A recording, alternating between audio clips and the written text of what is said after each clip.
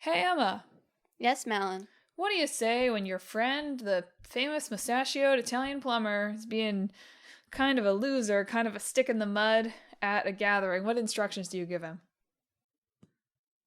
I don't know. What do I give him? Mario, party!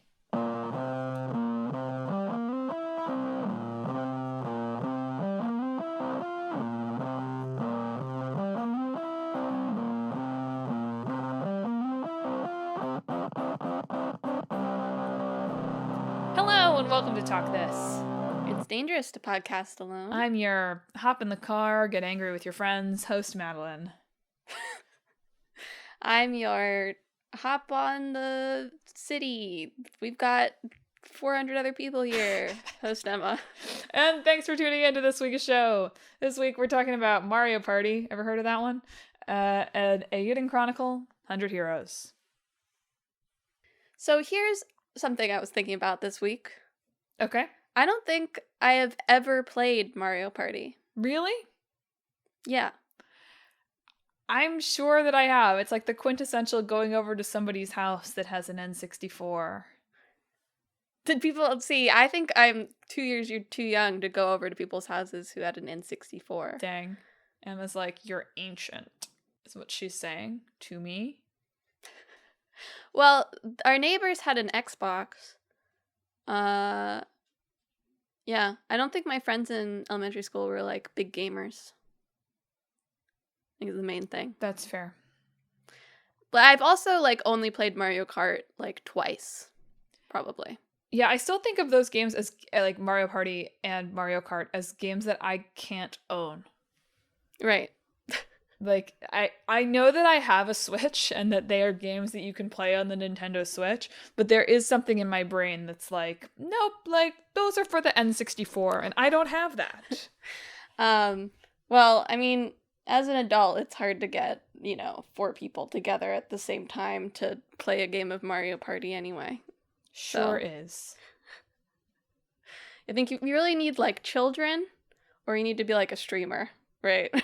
Those are the two people, the families and streamers are the people I think of actually playing Mario Party. Close roommate relationships. I guess if you have 3 roommates. Yeah. I really feel like, I know you can do computer things, but I really feel like playing Mario Party with 2 people is just like, you want to no longer be friends after That's that. right. I do find it really funny, the genre of review. There's a lot of like reviews of the original Mario Party and then periodic like think pieces later that are like, playing Mario Party alone kind of sucks. And it's like, yeah, it does. I just think it was really interesting, like the kind of like roundup of reviews for the first one. There was a lot of like, I played this alone and it wasn't very good. Yeah. It's like, party is in the name, buddy. There was a bit of, I can't remember which Mario Party it was, but there apparently was a little bit of controversy of like one that was coded to favor the CPU no matter what in like all the mini games.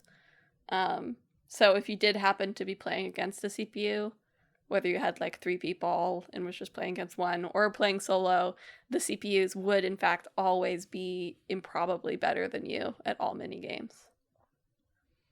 I mean, they're robots. So naturally they would be. Usually you think of the CPU as being really not as good as you, actually. Yeah, but Mario Party has no skill involved. Right. That is the great conundrum of this game. It is so popular. Sorry, should I explain, listener, what Mario Party is? You probably should. Do you need that? Yeah, I think so. You probably don't. But just in case you haven't ever heard of it, Mario Party is a party game. Duh. Originally created by Hudson Soft. I thought it was really interesting that it was like, kind of an outside developer. Yeah. I was like, Mario Party?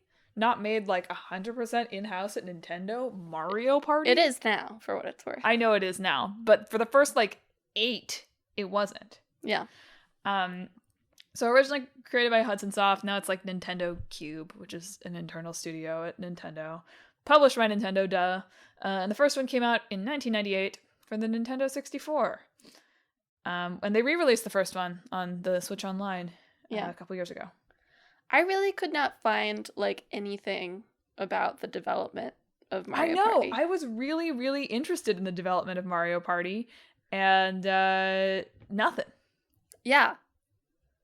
Like, you'd think, like, there'd be, like, oh, yeah, this is how the concept came about, right? This is who pitched it, whatever. Just nothing. It feels like there should be a juicy EY asks about it. Iwata, not EY. Yeah. Iwata asks about it. Yeah. Because there is about, like, there's all sorts of stuff about WarioWare, which feels like comparable. Yeah. But yeah, Mario Party is just like, it just emerged fully formed, like Athena. It seems from the so, head yeah. of Miyamoto.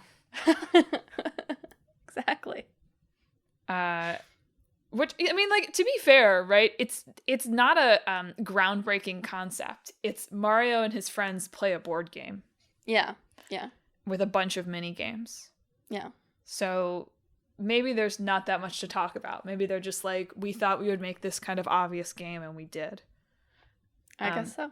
But I am interested in how they have continued to come up with, obviously they have recycled many games and, like, repackaged many games from the past in many of the, like, how many releases has Mario Party had? Like 20? Something Many. like that? They've had many. 20 exactly. 20 Mario Parties.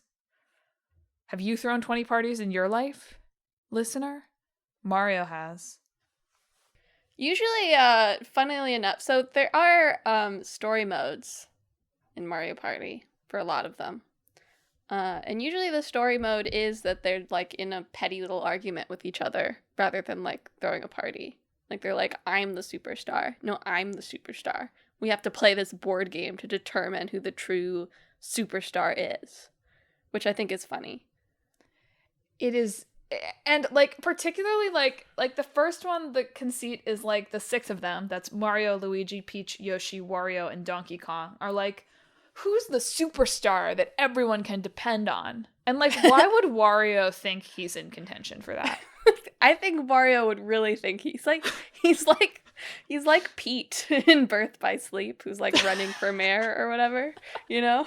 Yeah. It's like, why does he think he have a chance here? But he, like, sincerely does, right? Yeah.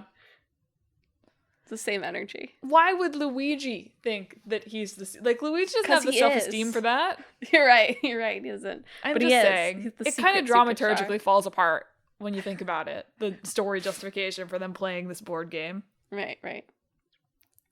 I thought the second game was funny. They're putting on, like, a play that's set in Mario Land, but everybody wants it to be something else land. Mm-hmm. So each of the boards are, like, something land themed, and the characters also dress up in little costumes when you're playing those boards, like they're putting on a performance in that area. We love some theater. I love some theater, is what I'm saying. Yeah. And then in 3, they get trapped in, like, a toy box or whatever and have to play a toy box death game or whatever. Where is the development behind the scenes of this? I just want to know. What went into that. Yeah, I don't know.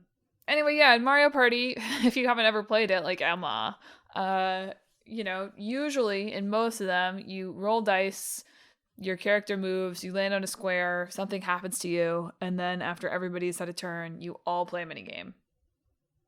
Yep. There's, like, 1,000+ minigames I saw somewhere now over the course of the Mario Party Doesn't franchise. surprise me because there's like 50 to 100 in every single one of them. Yeah. How do you think they still come up with minigames? Do you think about that? Do you think, like, I understand that Miyamoto... I don't think it's just Miyamoto. Well, but I understand that he's designed every video game. Right? Okay, yeah. So, like, probably, like, this is reasonable for him. But I think I've got about, like, 30 total ideas in my head for anything. They just lock all their developers in a room for, like, 2 days and be like, throw out any minigame you got. They're like... That's why there's some real stinkers in there. Here's how I would do it. I would say you've got to... It's, like, got to be describable in a sentence. Like, Mario does X. Sure. Right? Like, Mario verbs noun. And just, like, write as many sentences as you can and see which of those gives you a game. Yeah, there you go. That'd be pretty good. There is some variation. There's some mini games that are, like, 2v2. There's some that's 1v1v1. And there's some that's 3v1 as well. And there's some where you just are trying to get bunches of coins in some of the latest ones. Where you're just like, can I get the most coins? And it's not, like, competitive in the same way. Money, money, money. So, a few different types of mini games you can play. innovative. I bet it also counts. I think there's like some duels too, like 1v1 mini games. Yeah. And some of them, it's like depending on what squares you've landed on, some people play the minigame or not, kind of thing. Yeah. Anyway, Mario Party is super duper popular. Everybody owns Mario Party. Except Emma and me. I do not own Mario Party. The first one got pretty good reviews, with the exception of everyone being like, this is not fun to play by yourself. Which is so funny to me. It's so funny. Like, of course it's not. But it did cause injuries. Yes. This is also just so much hilarity around Mario Party for me and to me. Mm-hmm. Yeah, so, you know, mini games on a controller, only so many things you can like ask a person to do. You only have so many buttons and sticks available. And so some of the mini games involve rapidly revolving the little joystick. That took me a long time to remember the name of those. And you know, Nintendo was like, oh, people use joysticks with their thumbs. But they didn't bet on people wanting to win. Yeah. I didn't know how competitive people could be. People are serious about their parties, especially when Mario is involved. Very true. If Mario turned up at my party, I would get serious.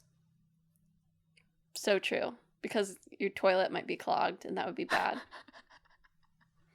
Exactly. I'd be like, oh no! Who did this? Anyway. People decided that they could rotate their sticks faster, not by using their little fallible human thumbs. Right. But instead by getting their whole palm up in there and kind of doing more of a wax on, wax off. Yes. But really just wax on situation. And believe it or not, that can hurt you. Yeah. Some players got blisters, friction burns, even lacerations. Yeah. On their palms, because the analog stick isn't really designed for you to do that, believe it or not. I don't think that analog sticks were as, like, padded back then, either. Yeah, they didn't care about your comfort. There was a little less, like, ergonomical, like, show-offery of they weren't controllers coddling. In those days. Back in the days when men were men. Thumbs were thumbs. And got friction burned for playing Mario Party. The manliest thing you could possibly do. Oh, man. We really lost something. Yeah. Take us back to the good old days. But yeah, as I read, no actual lawsuits, but enough complaints that Nintendo sent people gloves. Yeah. And then they got rid of those mini games for a couple of games, I think. And then when they came back in, they had like health warnings. Yeah, they were like, absolutely don't use your palm to do this. Yes. Which to me, really, like, I probably wouldn't have thought to use my palm. Right. Like, I'm a goody two thumbs. I've never really used my palm. I feel like I have, when I need to rotate the joystick fast, used my like index and middle finger instead of my thumb sometimes. But I feel like that actually doesn't work that well. I did the gesture in the silence there because you couldn't see it. You could imagine it. Listen, you can imagine it. Yeah. So crazy. But crazy that they send people gloves, by the way. You know, gotta take it seriously. They're causing friction burns. Their, you know, TV show is causing everybody to have seizures. Bad time for Nintendo, the late 90s. I don't actually know when the Porygon episode aired. Pretty early. Yeah. Do you think that's why they were so stringent on like every time you play a Wii game, it's like, please put your freaking wrist strap on right now? No, I think it's because when they were designing the Wii, I'm sure one of their developers threw it through a television, like in front of high-level staff. That's probably it too. Like at some point, Iwata threw it through a TV. They were like, we can't have another Mario Party once they did that. Only they did. Right around the time of the Wii, they had another Mario Party controversy.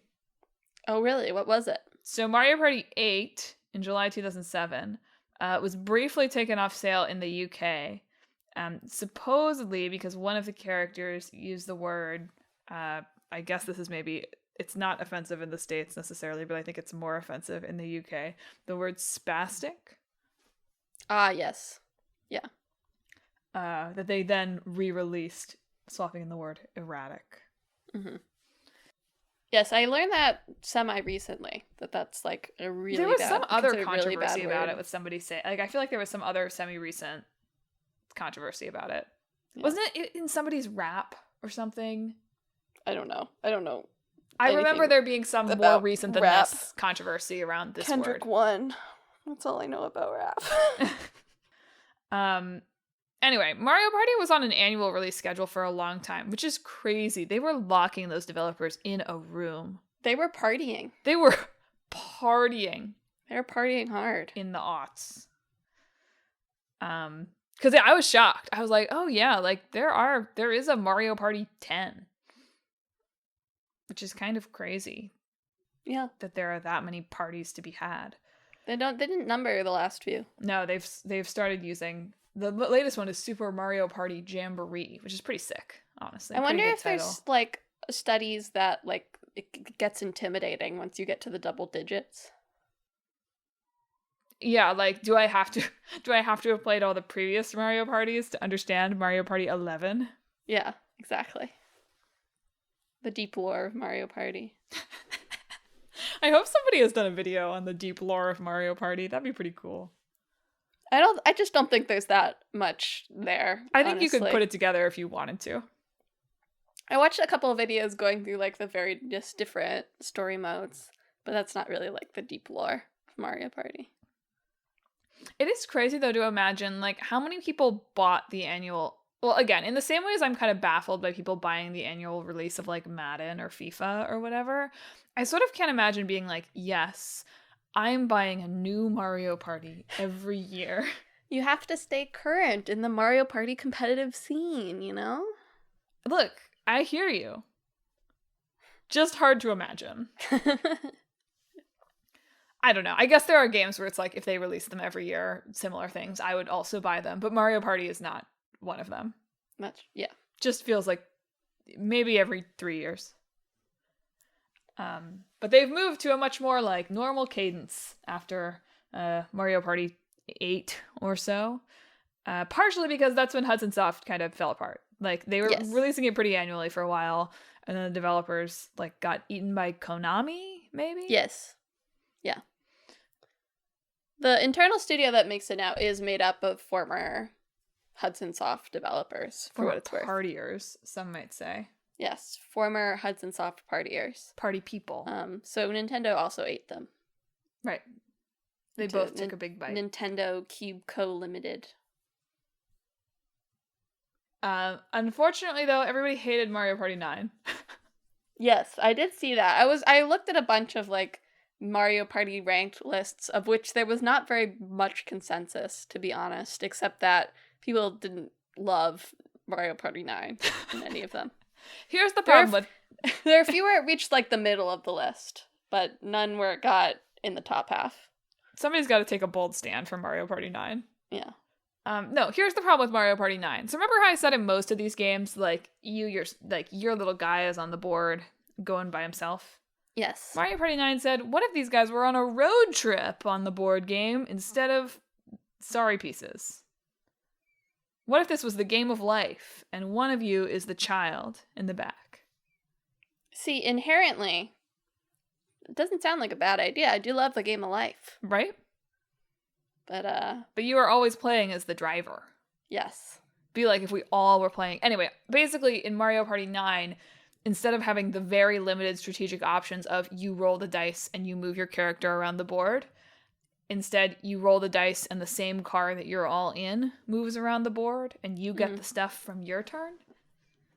It doesn't seem like it would be so different when you hear it laid out that way. I very much see the frustration element in there, actually. So people did not like that. Yeah. At all. They hated it, in fact. Still sold millions of copies. So Always important to note that, yeah. Nintendo Cube laughed all the way to the Nintendo Bank. Yeah. But people didn't like it. They stuck with that for Mario Party 10, and then finally, thanks to the demand of the fans, they returned to form in whatever Super Mario Party, or they released some like compilations in there too. Mario Party the Top 100. People didn't like that one either. Well, that's dumb of them because it's the best 100 of Mario Party. So why didn't they like it? I don't know. It's in the name. Very low on the list, is all I'm saying. But ultimately to me it's funny. Like, the popularity of Mario Party is funny, right? I mean, I guess in some ways it's the perfect party game because it requires no skill.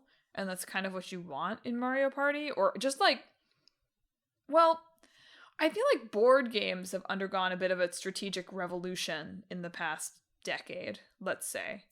In the post-Catan era. Well, I feel like board games have had to rebrand themselves as like for like enthusiasts. Yeah. Right? You don't, if you're breaking out a board game at a party, like it's hard to break out from the old faithfuls, you know? Unless like you're really ready to nerd out over the game of haunting life. The haunting of the house on the hill or whatever. Yeah. But it's interesting to me that like as like physical board games have moved more towards like it's Settlers of Catan, it's Wingspan, it's like leaning even more into this is going to take us 3 hours to explain. Yeah. Mario Party has continued to be Mario Party. Like video game board games are like, nah, like this is sorry at best. Yeah. Yes. I was reading, Mario Party, one of those games that touted as friendship ruining. You will break up. You'll never speak to your mother again. Whatever. And a lot of that is because it's entirely luck-based. So there's some, like, perceived unfairness that you start to feel, especially if your luck is not being balanced between the various players. And it also very much encourages player versus player disruption, like sabotaging other players when possible. So there's a lot of ways in which it encourages you feeling like you are being persecuted against, even if it's not necessarily true, and that heightens your emotional response. It does strike me as kind of quaint, though, right? When you think about, like, compare it to other classic "this will ruin your friendship, you will break up" game, like Overcooked, right? That game, somebody's gonna let you down.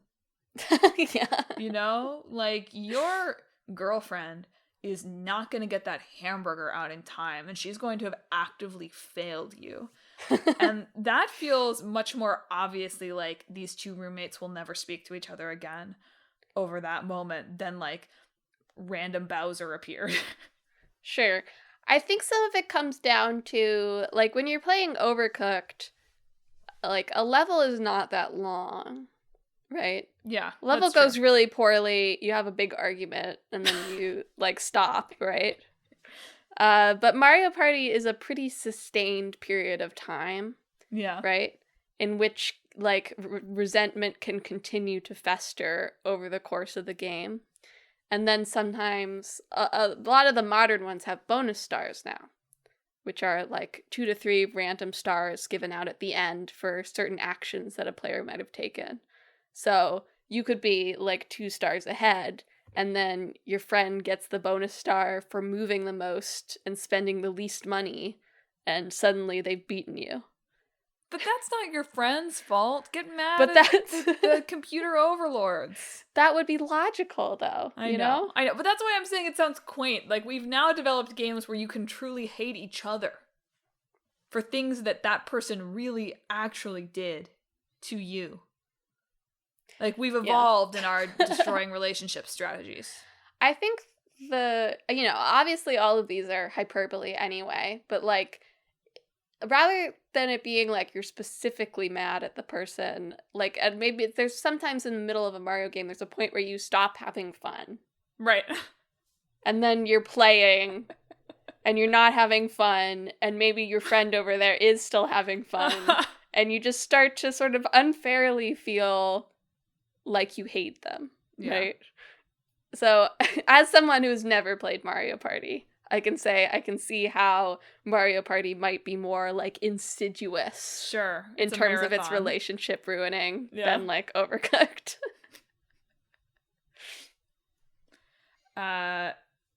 It also feels like that feels more likely to happen. Well, do you feel like that feels more likely to happen if you're all just sitting together on voice chat?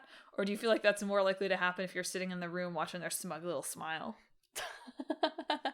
Good question. I think it depends sort of who you're playing with, right? Yeah, that's real. Well, are we ready to talk another game? With Mario Party actually doesn't have that many characters most of the time.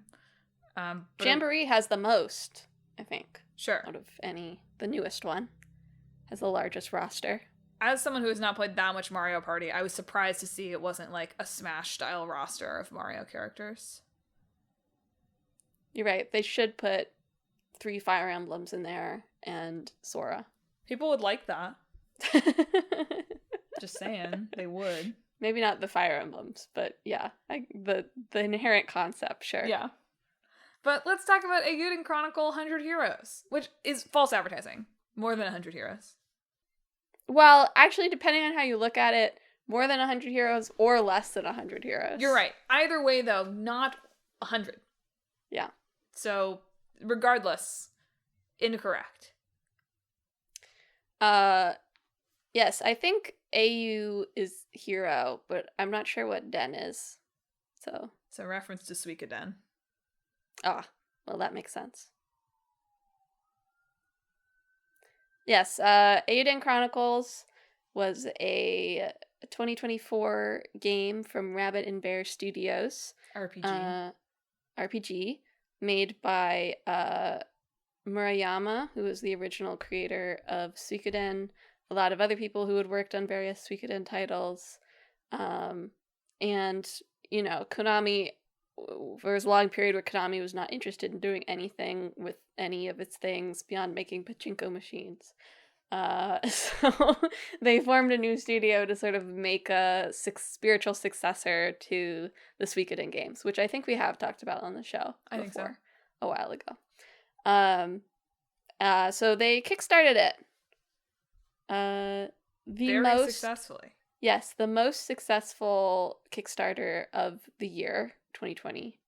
And the third highest total for a video game project in Kickstarter history, including the most money for a Japanese Kickstarter campaign. They eventually raised $4.5 million. Yes. Original goal. They raised $500,000 in like an hour. Yes, they've smashed through their goal in like 3 hours. Which let's like increasingly, like, it's crazy when one of your stretch goals is like, we'll make another game. Yeah. And they did. Yeah. I did play Eiyuden Chronicles Rising, actually. And Eiyuden Chronicles itself is on my backlog. I just haven't found the time for it. You keep saying Chronicles, Emma. It's singular Chronicle. Oh, sorry. I'm sorry, Let's you're be right. clear. It's just the one Chronicle. There is only one. My apologies. I'm very curious if the success of this Kickstarter got Konami to be like, oh, we should remaster the first two, the Suikoden games. Yeah, they're like, oh, people want this? Because the Kickstarter was like in 2020, and they're releasing remasters of Suikoden 1 and 2 in March of this year. So the timeline kind of lines up. Yeah. Of them looking at this Kickstarter and being like, oh, money. I see there's interest. Uh-huh. There's money to be made here. Nice. I guess maybe we should get off our butts and do something. Apparently. You know? Murayama unfortunately passed away just a couple of months before the game was released in 2044 in like January or February 2024, I think, which is quite sad. They say they're gonna press on with making more, though. Yeah. In his Yes. honor. I mean, there's a lot of people working there. No, so, of course. Yeah. Sorry, but yeah. Yeah. Anyway, if you're not familiar with Suikoden or with Eiyuden Chronicle, like very similar in structure. It's big, like things are at war, but we're looking at a personal band of heroes RPG. It has 6 character turn-based battles, which just reading that, my brain went, that's too many. It's weird, right? It's weird how socialized we are around 3-person parties. Yeah. I thought about having to manage 6 characters. I was like, that feels like a lot. Yeah. And I was like, that's crazy. And then I was like, oh, I guess that is what it is in Suikoden too. It is, yeah. But that's bold. It really made me confront the idea of like, oh, like we've like set a party size. Yeah. Like we've like mostly decided how many characters players can handle at once. Yeah. There are some, you can do, Eiyuden has some like auto battle settings that you can play around with as well if you don't want to like manage everybody's moves every battle. Apparently there's some like nuances and quirks to each of the characters' AIs when you turn on auto battle that'll determine what they do depending on what enemy that you're facing. So they're not just like all prioritizing the same thing or whatever. Which seems interesting. Seems like a convenient way to be like, okay, sometimes maybe you'll be in a battle and you don't really want to deal with the combat system, so you can turn on auto battle and let them do their thing a little bit. Which is a nice nod toward, this is a game inspired by a like pretty old series, so let's be nice to you now. Yes, exactly. A lot of let's be nice to you now elements in it. But yes, there's a lot of it is you're going around recruiting characters. There's a base building element as in addition to the combat thing. So there are more than 100 characters that you can recruit. Apparently roughly 70 of them can be used in combat directly. I think there are some that also serve as sort of support roles in combat that sort of automatically do things for you. And the PC Gamer review says there's like 30 plot significant characters. Which is still a lot. Yeah. It's very much an ensemble story. Like, theoretically, you're playing as Noah. He's the leader. He becomes the leader of this sort of band of resistance alliance people. But there's a lot of perspective switching and, like, checking in on scenes in other places as well. So it is sort of like an expansive, omniscient sort of viewpoint of the story, even as Noah's, like, your main viewpoint character. Everyone in the reviews, by the way, and in all descriptions of this game, except some very early ones, spell Noah Nowa, which, like, is that intended? I think so. Noah, like the name Noah. Yeah, it did not read as weird to me, for what it's worth. It didn't read as weird to me until I saw one review spell it Noah, and I was like, oh, Noah. Like, have we all gotten this wildly wrong? No, I think it is Nowa. There was a interview with the team on RPG Gamer, a little bit. They said they took visual inspiration from Octopath Traveler. Octopath Traveler are going to be like the most influential game of the century. It really is, yeah. Like, in terms of visual style, it's undeniable how much of an impact Octopath Traveler has had. But yeah, it has that sort of like 3D environments 3D. with the sprites. I thought they posted a bunch of like interviews from when the Kickstarter was running with some of their main people, and Kawano, the character designer, was saying like they asked her like what are some of the challenges of sprite art.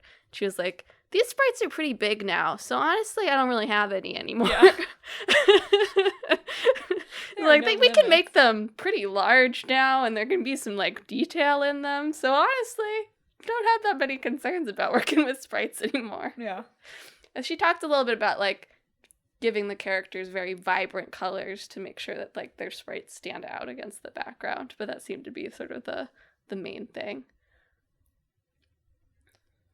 Overall, this game got, like, pretty good reviews. Yeah. Most, like, if you're really into Suikoden, good eating. Yeah. If not, your mileage may vary a little bit. Yes. How much will you be into Suikoden? Yes. This seems to be the test measure. I did read reviews saying, like, story-wise, it does start to distinguish itself after the opening hours from how Suikoden is written. But, yeah, in terms of, like, the gameplay systems, very Suikoden. It's also, like, it's modernized some things, but there are also, like, some friction points that many games would not. Like, you can't run from the beginning, right? Mm-hmm. You have to, like, very, like, old school Pokemon, like, you've got to get the running shoes before you can run. Which is just, like, that was, I was like, oh, man, like, been a while since you had to unlock running. And then after that, you can unlock fast travel. Yeah. Also, in a little throwback to our navigation side quest last time, you have to, like, remember things. It's not exactly navigation, like task management, right? So there's, like, 1 million characters to recruit, right? And by 1 million, I mean 110 or whatever, right? And so many of them will have a, like, you've got to capture 5 golden beetles or whatever thing to unlock them. That's not a real one. That's just a made up example. Sure. And the game doesn't, like, track that for you.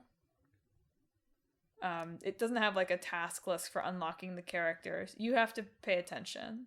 A journal game. A journal game! It's a journal game. That's a side quest right there. The rise of the you've got to have a notebook next to you game. The return, really. You used to have like, graphing paper, right? To make your little maps. Yeah. We don't have that anymore. No. You have journals now. Now you have a journal. Perhaps an iPad.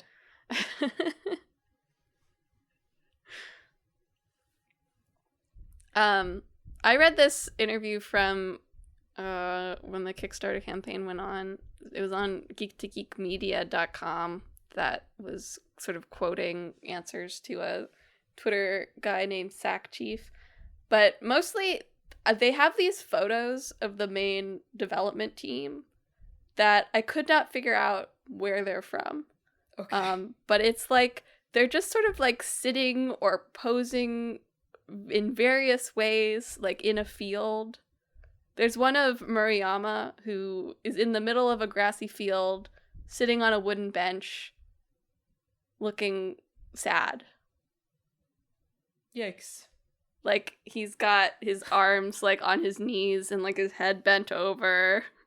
Very mood photo, is what I'm saying. Should have more of those.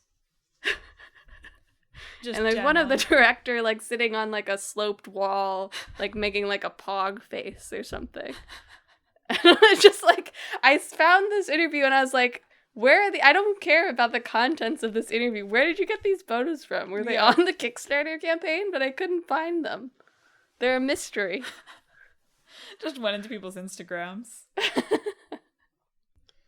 One other fun interview quote from their released videos was the producer Murakami. At the time Suikoden was coming out, he was working on Castlevania, apparently. So he was talking about how, like, oh, like, their games were, like, it was competition to me, right? They were my rivals. And so I just assumed that they sucked, right? And then I played them later and I was like, wow, actually, these are cool. They don't suck at all. Which I thought was a really funny, sort of honest anecdote. I love when people give honest answers to questions. It was just like he was working on his games and he was like, those games suck, I assume, right? Yeah. Not my games. So surely they're bad. That is often how I feel about things that I don't work on. Yeah, exactly. That's probably bad. Did you see they have Beyblades? They have everything. They have a hero for every occasion, honestly. Yeah. That's part of the charm of Suikoden as well. Is like they don't just have like anachronistic. They do have anachronistic sort of heroes as well. So there's like you can get like a magical girl. You can get like a fighting kangaroo. You know, A bag. A bag. That came up in a few. They were like, "There's a bag that you can recruit." Yeah, Sick. sick as hell. Yeah, there's an element of, despite the story being like, this is sweeping and geopolitical, there's certainly an element of whimsy. Yes. There's also plenty of mini games in Eiyuden Chronicle. So That's going to be important to remember. yeah, we're gonna need those mini games to make our mashup. And Konami. You're right. Konami's just there to observe. Yeah. Essentially. Konami observing. Konami observes our development process. Yeah. Looming.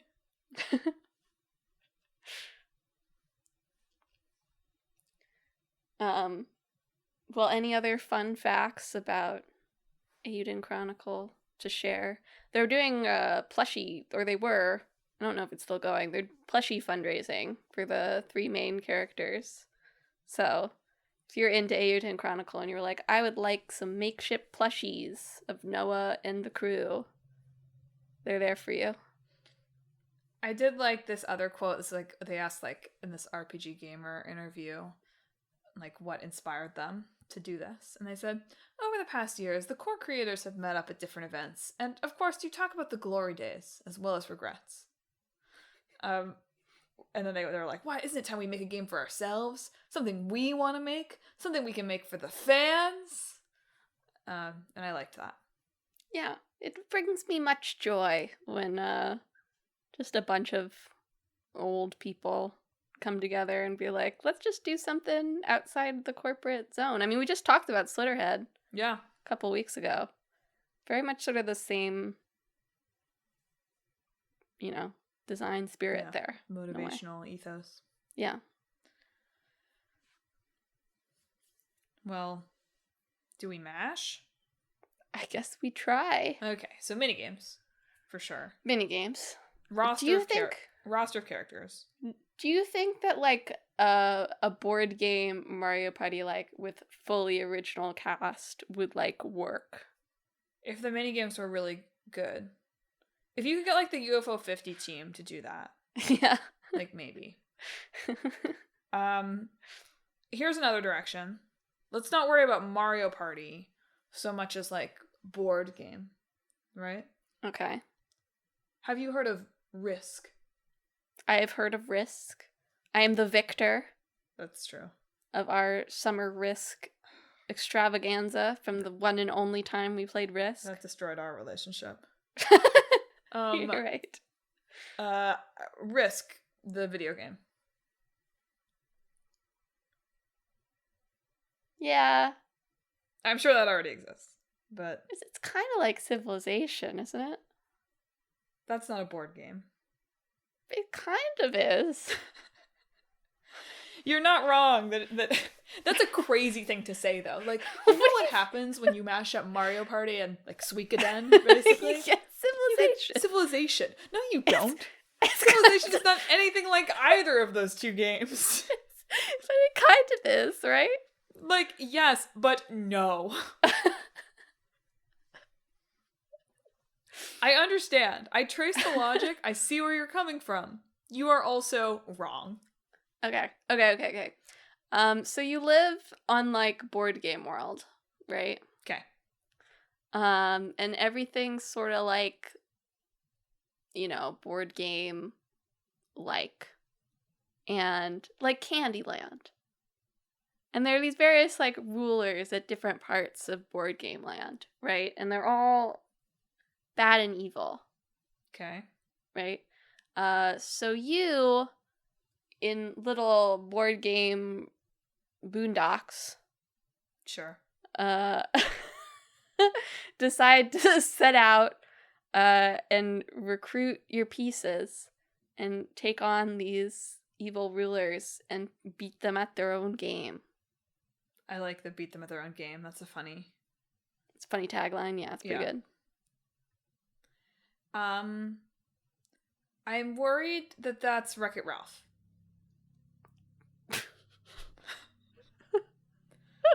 Sorry.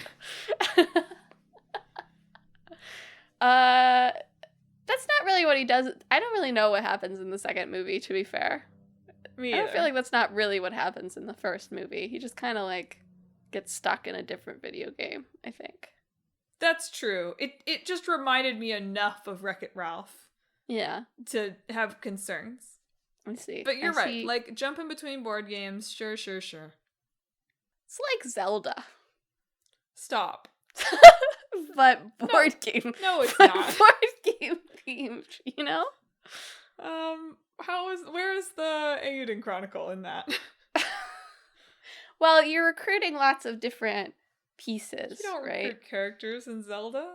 I'm just sort of thinking about, like, you go to different zones and you gain new abilities when you go to the different zones in sort of the Zelda way. I think that's where that came from in my brain. Okay. But, like, yeah, you recruit, like, different pieces from the different board games that you play. And then when you play the next board game, like, you can still utilize those pieces in sort of, like, a interesting, like, rule-breaking way. And maybe we could even, like, have some element of, like, route choosing, right? Yeah. Like, maybe not, you couldn't go everywhere to start with, but, like, maybe you can pick between one of two every time, right? And then you can, like, bring the pieces from the other game into the next one, Okay, interesting. right?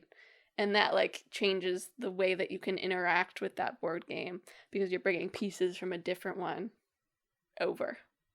That's cool. I like the idea of, like, it's board games, but, like, you're kind of mashing them together. Yeah. It's kind of meta for our mashup. True.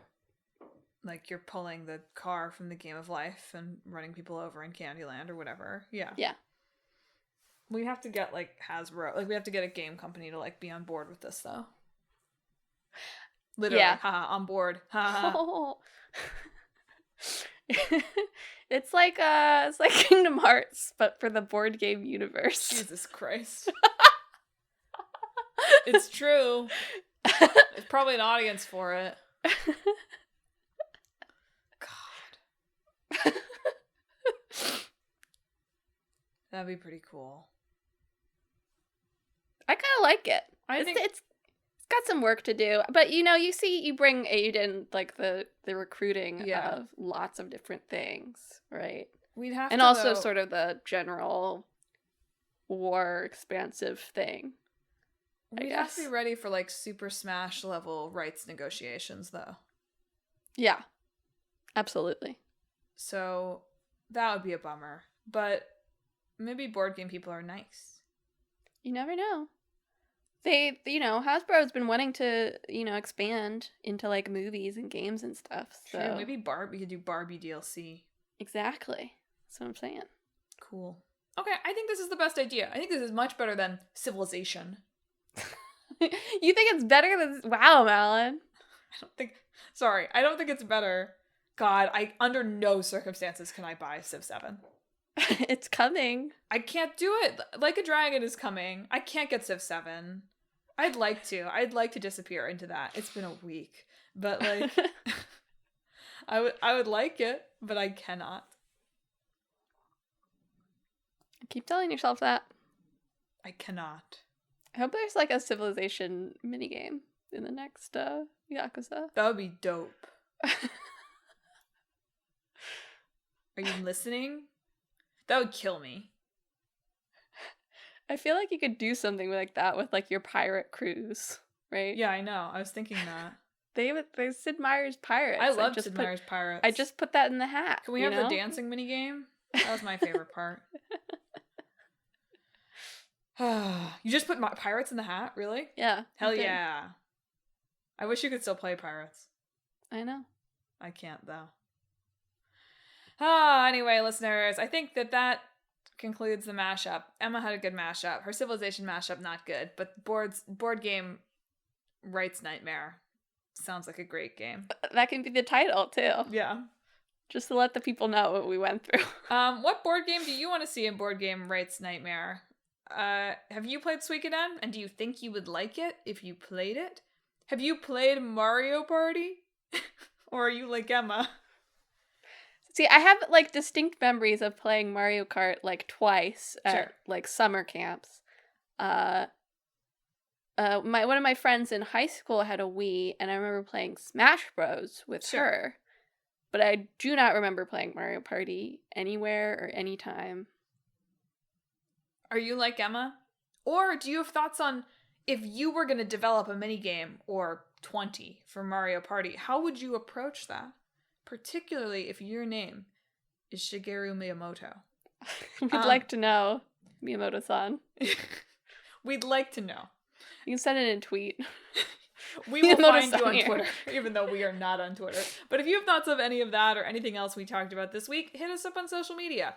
We are on Facebook, Instagram, Blue Sky, and YouTube at Talk This Podcast. You can also visit our website, www.talkthispodcast.com, where you can read all about the show, check out the games in the hat, and read our blog, featuring various series from Emma, featuring Clickbait Boyfriend, featuring Split Screen, and all sorts of other good, tasty stuff. But most importantly, if you enjoy the show, you ought to subscribe. We're on Apple Podcasts, YouTube Podcasts, TuneIn, which I did check still exists. I was sort of worried. TuneIn felt like something that could have disappeared like 6 months ago, and I never would have known.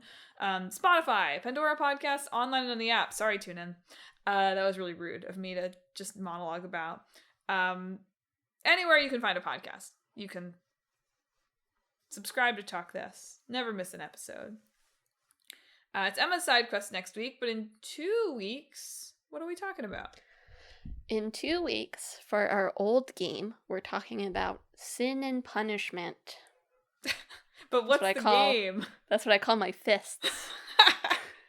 And for our new game, we're talking about Eternal Strands. Both of those kind of moody titles. Eternal Strands. I don't call anything Eternal Strands.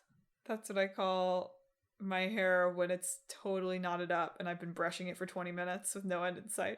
Good. There you go. So listeners, look forward to that. Look forward to Emma's side quest next week. That's our show. Emma, party us on out of here. This week, I hope that all your parties are mean-spirited and too big.